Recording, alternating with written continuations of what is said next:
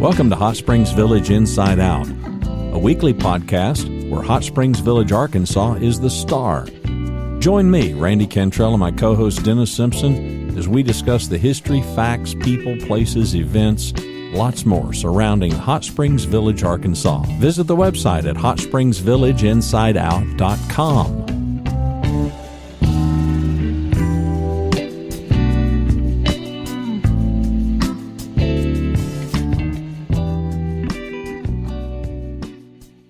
Dennis Simpson here with Randy Cantrell and another episode of HSV Inside Out, where we tell you about what happens in the star, Hot Springs Village, Arkansas. And this week, I am getting excited, Randy. It's the 4th of July, and I am a patriotic kind of guy, and by golly, it's time to have some fun and get out and see our friends again. Yes, it is. Yes, it is. And there's a lot of big doings going on this weekend. And There are. And you were asking, we were talking just a little bit of prep just a minute ago, and there's a lot of questions. A lot of people are asking, well, what is the POA doing? And what is, and this year, probably more than ever, it looks like there's been more of a cooperative attitude about what to do on some things.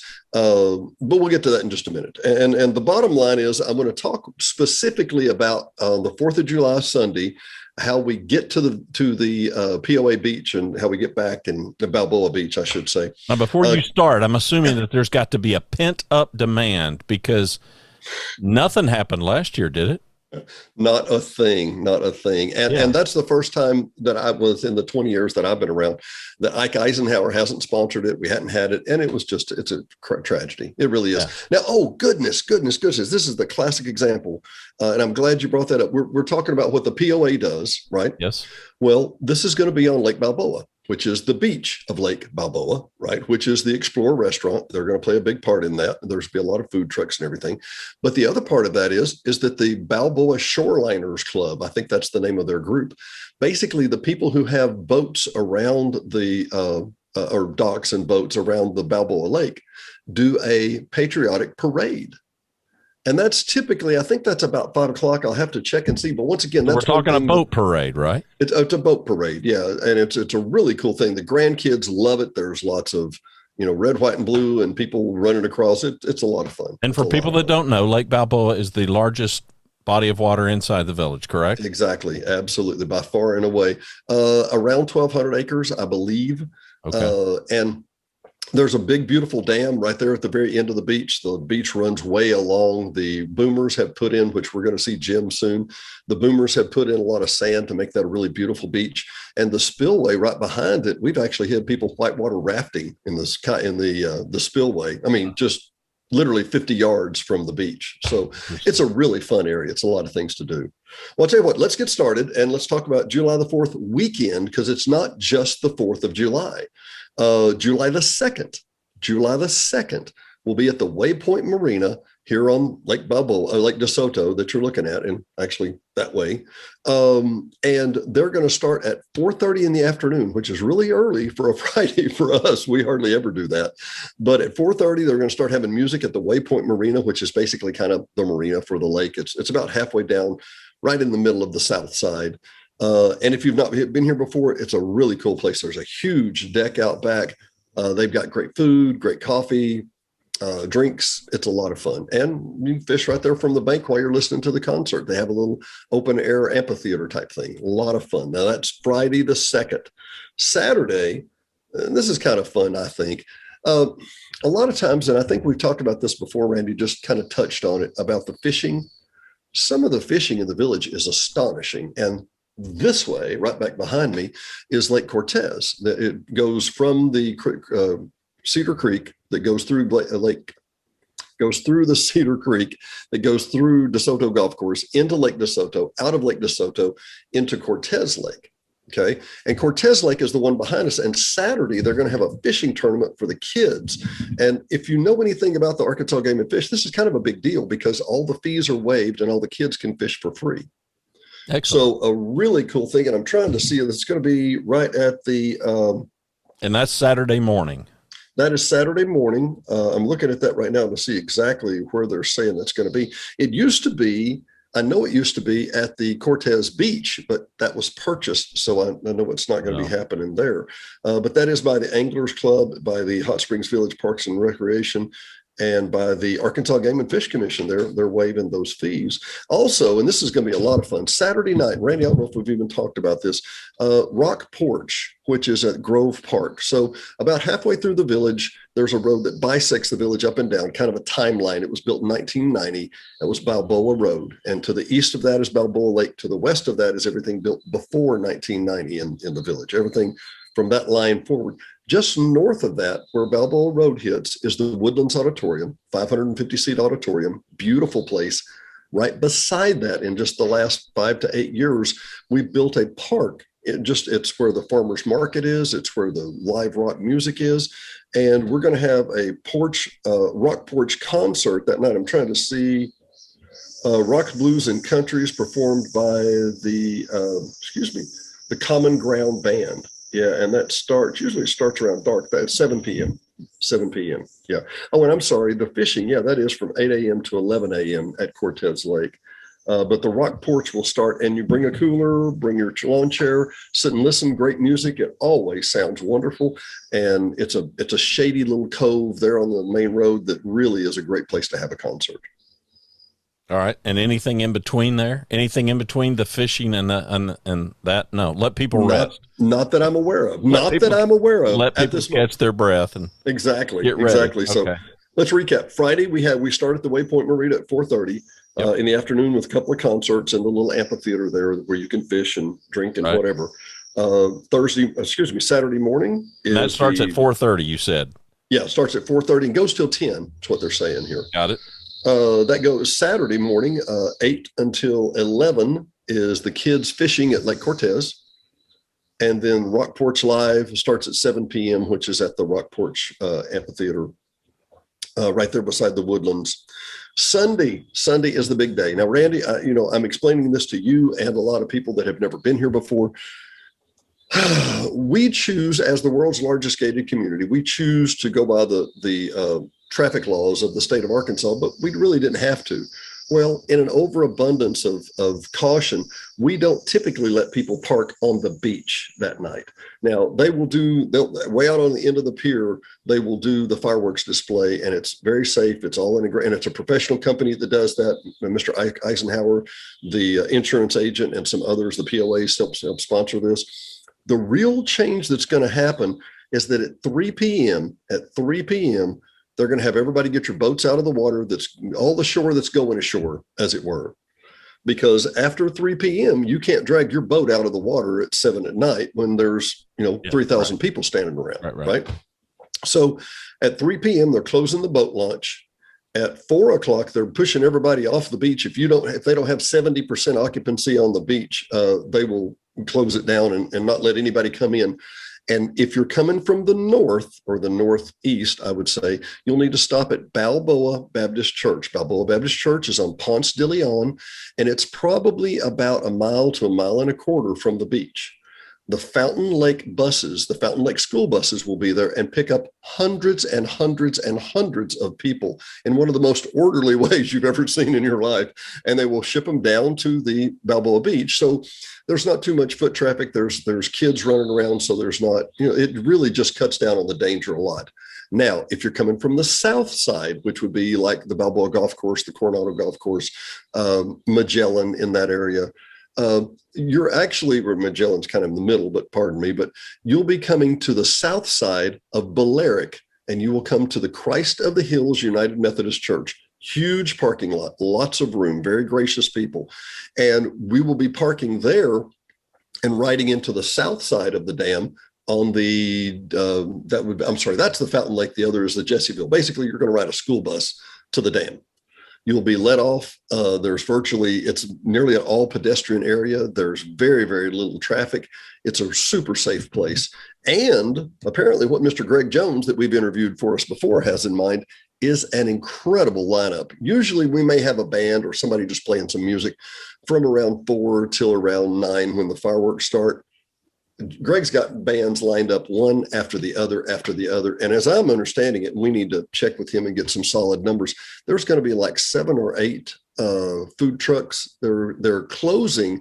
A lot of people may think, hey, we'll go over to the Explorer Lakeside and get a nice dinner, sit out over the lake. No, you won't do that because they're closing that so they can fully fund and fully operate on the beach. So once again, as we talked about the traffic laws and liquor laws and all the other, we're going to make this basically the entire beach, the marina, and Lakeside Explorer are all going to be a party zone, basically. So it's going to be striped off for just street, walking traffic, pedestrian traffic, and some great music. Let me check here real quick. What kind of numbers are we expecting to attend this? I talked to Greg about this, and he was saying 2,000 to 3,000. I think that's probably in the range. And for those of you that are listening and going, man, I don't want that many people and I'm not that interested in whatever, you'd be surprised how many people that beach can hold very, very, very easily. It's a big, I mean, it's probably 20 acres and maybe 25 acres. And that's before you go down to the area under the trees that goes down by the spillway. So if people are going to park at one of these two churches, mm-hmm. they should plan to arrive by. Actually, part of the deal is that having done this before, one of the things that goes through my mind is I don't want to get there at exactly 4:01 in kind of the semi-heat of the day. Yeah, right. But I don't want to show up at 6:59 when they're just stopping and running the buses. So sometime in there will be a lot of people at 4:00. There will be a rush at 4 to 5, and there will be a last-minute group of people that will come squealing in at 6:45. So my suggestion would be probably between 6:15 and 6:45. That's going to be, you'll get right on a bus. You won't have to stand in line and wait for anybody. And remember, it's the 4th of July, so it could be really hot.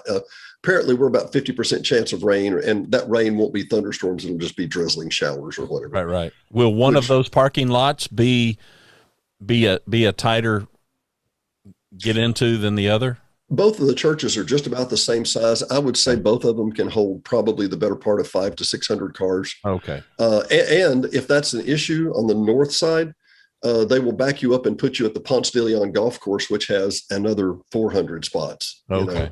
So they have backups at each location. And if you come, like I've been there before at 6:45, we had some complications with some other family members coming in from out of town. And remember, if you have guests coming in from out of town, call the gate and give them a pass, so that those guests aren't held up at the gate going, well, I'm trying to get there, because that's what happened to us. But if you do come in late and you're running later, they'll just shuffle you or tell you to go on down to the next golf course, and they'll go pick you up from there in the buses. Wonderful people. I could see the opportunity for it to be a mess, and it never has been. These guys, I mean, it's the actual school bus drivers that usually drive, and it's adults running things, and it's organized. It's a well-greased machine. They just may have a bigger crowd than normal because of nothing last year. People are probably pretty anxious this year. Well, not only that, but I think with a little pretty weather, and it has been really beautiful here lately, I think people are really anxious to get out and just enjoy each other again. Yeah, that's right. Applaud as a crowd, if you know what I mean. Yep, that's right. Now, Greg has several bands lined up together, but you want to make note that it's all going to wrap up about 9, and then the fireworks will start at 9. As I have been instructed, Randy, and I'm not 1,000% sure on this, but I'm told that I will be at the booth at the radio station playing the soundtrack that lines up to the fireworks. So we haven't done that before. The radio station has played, and that's 92.9 KVRE or kvre.com if you want to stream it. But we have played patriotic music from 9 to 10. It just had nothing to do with the fireworks. Well, this is one of those synchronized events where, they fire off at the same time. And it really is supposed to be really a great thing. And if I'm not mistaken, I think Greg said the last finale or whatever was going to be like 400 shells. I mean, it's a real fireworks show. This is not people with bottle rockets at the end of the pipe here, Right. And then that'll wrap up around 10. They'll put everybody in the buses, shuffle them back to the churches. In past years, I've seen that beach evacuate, and we probably had 1,000 to 1,500 people at that time.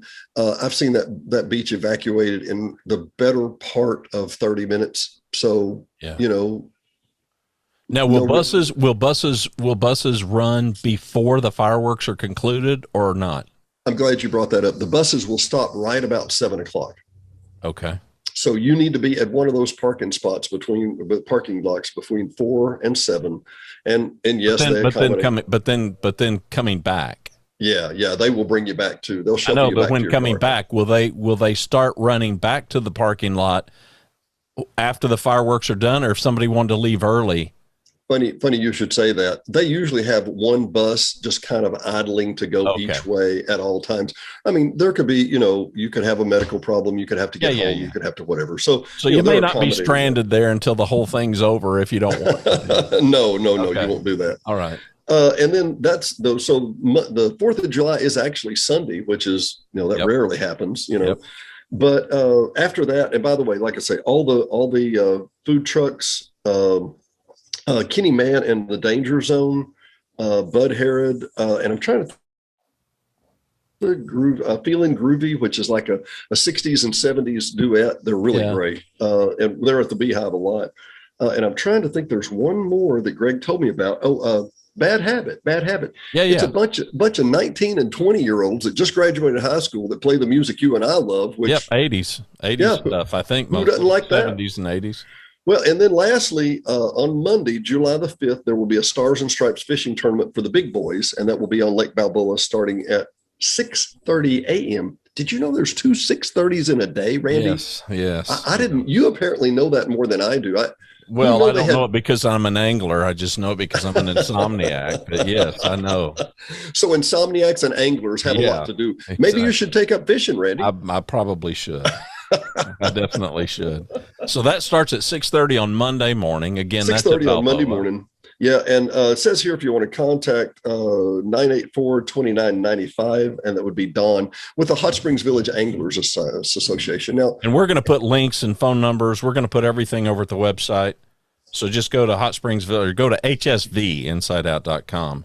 Yep, we will have the information for you. Yeah. Okay. So that starts at 6:30, and that goes till. That started, it doesn't say. I'm trying to look and see until somebody catches the biggest prize, it looks like. Okay. Yeah. But I wanted to mention this real quick. A lot of things in the village happen because of groups that nobody even knows. For example, the Anglers Association here in the village. The Anglers Association will gather up Christmas trees, bundle them together, and throw them in the lakes after Christmas in January and February to make fish beds. Right. And they're great guys, great group of guys. And I've seen some social media trash talk lately where, there's no fish in this lake. And talk to these angler guys. Everything else is literally trash talk. These guys know what they're talking about. They know where it's at. Yeah. We'll put links to them as well. Oh, I'm sorry. And Randy, it just dawned on me, the fireworks shuttle parking goes between 1 p.m. and 8:30. So they'll shuffle you back and forth. They're closing down the beach at 3. They're closing down the ramp at 3. They close the beach at 4 so nobody can drive in and out. Yeah. But typically, I mean, they talk about having a certain number of occupancy on the beach with cars or whatever. Right. I would imagine the crowd we're expecting, I bet they're going to try. If somebody leaves, they're not going to let more cars back in. You probably need to plan on parking at the churches. Yeah. All right. Got it. Now, anything else Monday besides the fishing tournament? That looks. I mean, there's enough already. You're going to need some time to just kind of barbecue in the backyard and chill. Kick up your feet and enjoy it. That's what I'm saying. Yeah, exactly. No, that's all the things that I know of. Now, that's the officially sponsored things. We know that Ziggy and his gang are talking about doing some stuff at the what would be the old Regions. It's right across from the Shell station at Carmona, or Colella. And that's great. I just haven't seen anything official about that. So if y'all know Ziggy and you want to talk about him, he's making a new restaurant, which great guy, very, very interesting avenue. Yeah. Interesting. Very interesting. Well, big doings all over the country.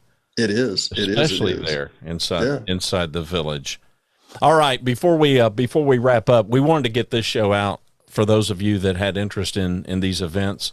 As Dennis and I were talking, people don't necessarily read, but hopefully you'll listen to this and then you can go check out the notes and figure out what you want to do and make your plans.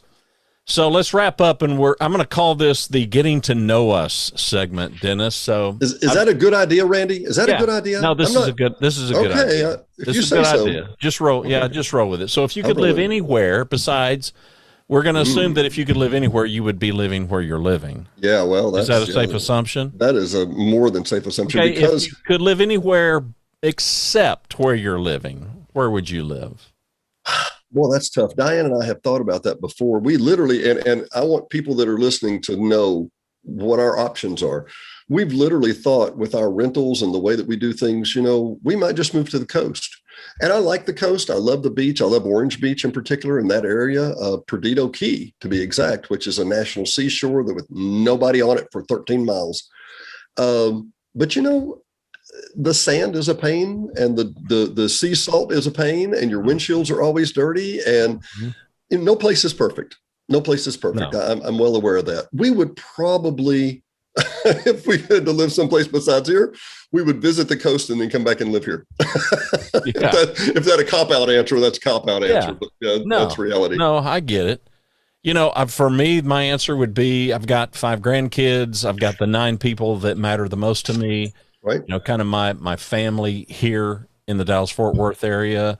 So the people that I care about are here. But because of the proximity to the people that I care about, obviously where you are currently in Hot Springs Village, Arkansas, is where I absolutely would be. What's your biggest fear? My biggest fear at this time? My biggest fear, and as a businessman, we're in some very treacherous times. And I've navigated some nasty waters in the last year. The governor shut down short-term rentals in a decree, and inside that decree, he specified these exceptions. Well, nearly every one of my guests met those exceptions, but that didn't keep my neighbors from calling the police. And so my fear at this time is that I'll make a misstep in a business endeavor, because these are times that if you put one foot wrong, well, I took a little too much debt during the post boom, 2 years from now, you go, man, I wish I hadn't done that. I wish I had a business crystal ball. That's probably my greatest fear. I wish I knew what was going to happen in business. Yeah. Well, I'm right there. I'm right there with you. And for me, I'm way more of just you're kind of sort of a solopreneur, but not really, because you do have some partnerships, and of course your wife is involved heavily in most everything that you do, as is mine. But yeah, I'm right there with you.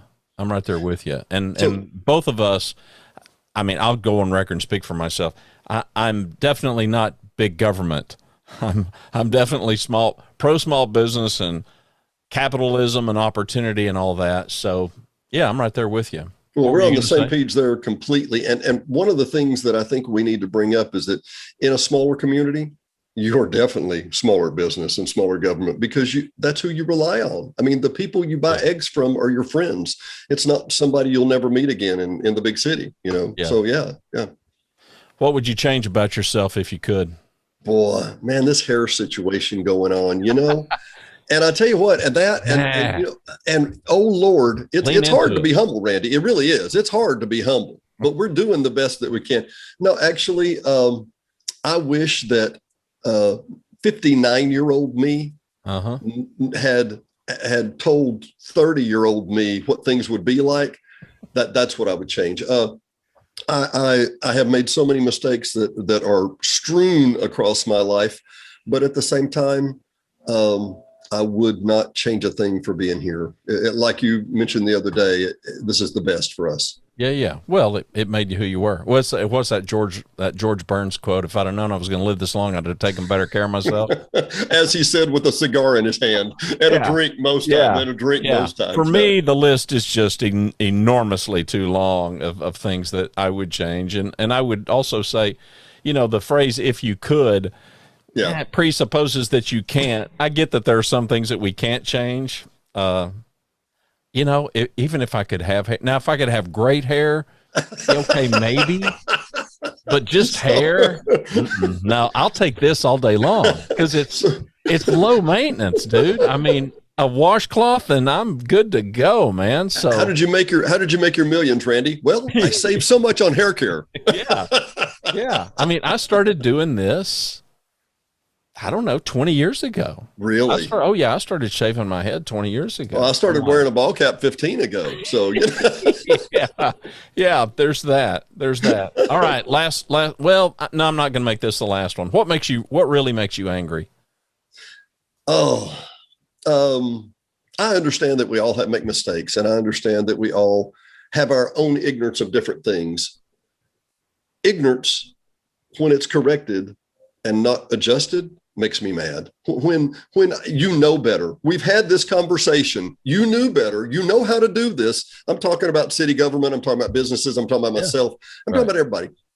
I get very frustrated when I make a mistake. I know what to do to correct it, and I end up right back there again with it. And that's what makes me mad. And mad per se, you've known me by now, Randy. Yeah. Mad is a relative term. That's right. Well, for me, that's too strong of a word. Irked is the word that I use, and for me, I would echo those kind of judgmental people who have all the answers. That smartest person in the room really irks me. All right, did you see the post I made on Facebook the other day? No. It said, I hate judgmental people. I hate judgmental people. I can see which ones they are from here. I can tell when they're judgmental that way. Right. Yeah. Right. Yeah, it's funny. Okay, last one. What motivates you to work hard? Getting that choked up feeling, Randy. The love of a family that, excuse me, undeniably supports me every day. And I'm, excuse me. No, I'm not talking just about my wife. Yeah. I'm not talking just about my immediate family, but there is a literal family and you have a tribe. A tribe. And, Randy, I think I told you the other day, I walked in to deliver some stuff to the POA for my mother of all people. Right. And I made this delivery and a lady walked in and she said, "Hey, you do those TV shows, don't you? You're that guy." And I was like, "Yeah. And Clara's coming out this week." I'm excited to work with that tribe.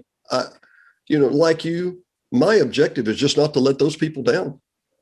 Yeah. And it's not lost on me that, I don't know if you know this, but in Japanese culture, there's a lot of things you can do to really screw up in Japanese culture.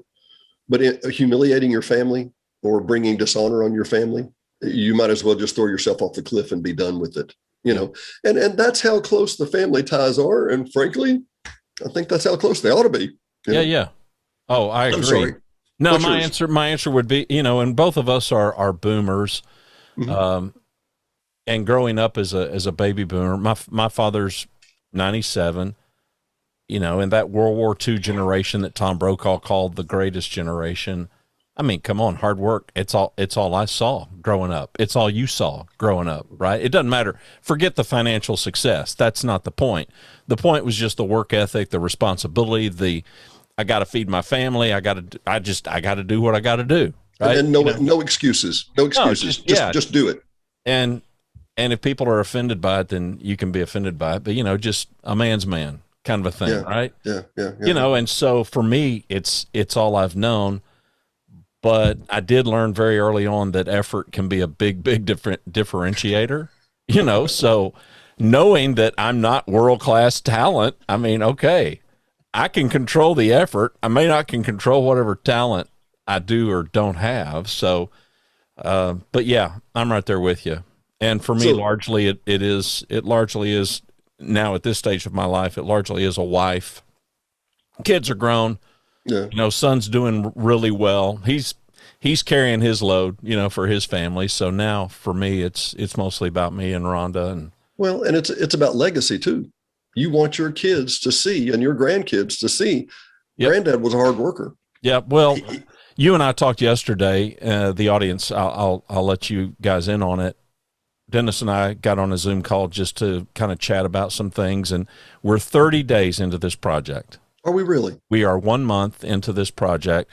And so yesterday, Dennis and I just kind of got together to, okay, where are we going? How do we feel about how we've done so far? And we were really hard on ourselves, appropriately so, because to your point of what really kind of irks you, we want to get better. We want to keep getting better. But in that, in that conversation, we were kind of talking about some of this stuff, of just putting in the work, and the legacy part. And the podcasting that I've been doing for 20 years largely is, it dawned on me when the internet was young, man, what if my great-great-grandfather had this technology? How cool would it be to be able to hit a play button and hear him talk about whatever was important to him? Be kind of cool. And it dawned on me, and I was 40 years old. That dawned on me, well, dummy, you can do that. You're going to have grandkids one day, and now I got 5. Yeah. And you're going to have great grandkids, maybe, Lord willing, one day. And so, yeah, so I've got my digital footprint. I'm like Bigfoot. Yes, you and are. Not necessarily in a good way, but no, that's good. Just that's a good. big footprint. Well, I appreciate it. Go ahead. Oh, I was just going to mention real quick. We had a deacon in our church, and this has been 40 years ago. Make sure, 35 years ago. And he walked in one day, and he had one of the strangest devices I'd ever seen. I knew conceptually what it was, but I had never put my hands on one. Before, we had the old reel-to-reel tape recorders that you and I saw when we were little kids that you could get at Radio Shack or whatever. Yep. Before those, they had a little reel-to-reel like that had a wire that went between them. And it was a wire recording. Mm-hmm. And this man, who has passed away since this time, was a pilot. He crashed 3 or 4 times. He was a stuntman. This is one of the most interesting guys at a Baptist church you'll ever meet. Fascinating guy. And one of the most important things to him was he wanted to hear his grandparents' voice. And this would have been 1910 to 1912 when these wire recorders were really, really new and novel. And he wanted me to extract that data off of it. And I thought, wow, what a good thing. What a great idea. What a way to continue legacy. You know? Yeah. But then after I looked at that, I've got a buddy in Hot Springs, John Cooksey, who does Hello Hot Springs. I was involved in that program for a couple of years. Great guy, still makes some great video, still recorded his studio sometimes. But John was asking me about a 50-year-old, hang on, make sure I'm right here. No, a 70-year-old video shot on Lake Hamilton in Hot Springs. And one of the crazy things was they had a beautiful Chris Craft wooden boat, magnificent. Love those. And they show it going down the lake, and there's no homes on the lake at all. Right, not amazing. And they took that copy and they colorized it. So this Chris Craft boat cutting down the Lake Hamilton, which is now so congested, people die on it every year. There's so many boating accidents. Virtually one blank lot or empty vacant lot. And in this video from 70 years ago, there is literally not one house on the shoreline anywhere in sight. And it's literally like taking a pair of binoculars and looking back in time. And they colorized it, and the Parks and Information Bureau, updated it, and they were sharing it about 30 years ago or so forth. And I mentioned this to my friend John, who's got the studio. And he was like, yeah, that video is cool. I've got a copy of that. And I said, John, the concept is that 50 years from now, somebody may remember that you used to record the racing of the tubs or something. And he said, wow, yeah, I never thought of that. So I'm trying to do these programs with you, Randy, and I think we're conscious of this. You may not be hearing this. This is July the 4th, 2021. You may not hear this for the next 2 years, the next 5 years, the next 20 years. But it's been a pleasure, and it really has. And I congratulate. Is that video online anywhere where we could? Yeah, I think there's a copy. If not, I know that I can get a copy from John. It's fantastic, and it shows. Well, we got to link that up. We're also, listen. We're also the legacy capture of your lawn guy. So we're having Dennis's lawn is being mowed, and this is what happens. The minute you hit record as a podcaster, there's it's usually leaf blowers. Mm-hmm. The FedEx delivery people, barking dogs, weed eaters. Yep. Leaf blowers are the scourge of I'm sitting there in a village, right?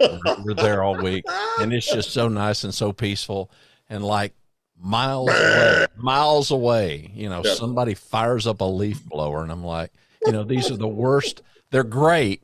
Don't get me wrong. They're great when you're taking care of your yard, but for peace and quiet, the leaf blower's got to be the number one culprit on the planet. And I think it's part of it is, and we're off on a tangent here, but it is such a piercing noise, especially into the village on a contract. And literally right now, there is not a dog barking. There's not a boat going down the lake. There's nothing. It's profoundly quiet. You're in a national park, except for.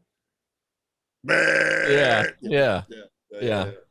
All right. Well, we hope everybody has a happy and maybe more especially a safe July 4th. Yep. year, this year, 2021. Thanks for the update. We encourage you to go to the website, hsvinsideout.com, and we'll put links to everything that we talked about today. And if there's a link to that 70-year-old boat video, I definitely want to see that. I will get it from John. He said he's got a copy. I'll make sure we put it up. If it's not linked up, then that means we couldn't get our hands on it in time. But we hope everybody has a safe, happy holiday, and I'm going to give you the last word, Dennis. Well, I want to tease because I'm looking at where we are in the schedule of this. I can tell you, and Randy, you know this too, we have some dynamite A-list people coming up that we're going to interview in the next few weeks. If you think, well, Dennis, I really don't care about the 4th of July, we're not going to be there, that kind of thing, and we're listening from, New York or California or whatever, I promise you, it will be, if you'll just give us another try, come back, we will have some very compelling and very interesting people. Can I tease just a little, Randy? Yep, do it. We've got a lady coming up that actually went and forgave the bomber at the Oklahoma City bombing that killed her grandchildren. Let that sink in. We've got a guy who said he was going to golf all the way across America, but he got detoured. Where was it, Randy? Right here in Hot Springs Village, Arkansas. He kind of, when you think you're going to golf across the U.S. and you get to Hot Springs Village, you're like, I think I'm done. Yeah. No. That's funny. Anyway, lots of interesting people. We've got Brandon Tedder. We've got Jennifer with the newspaper coming up. It's going to be a very interesting next month. So come back and join us again at hsvinsideout.com. Thanks for listening to another episode of Hot Springs Village Inside Out, a podcast where Hot Springs Village, Arkansas is the star. Please subscribe to the podcast. You can do that by visiting our website, hsvinsideout.com, and tell a friend.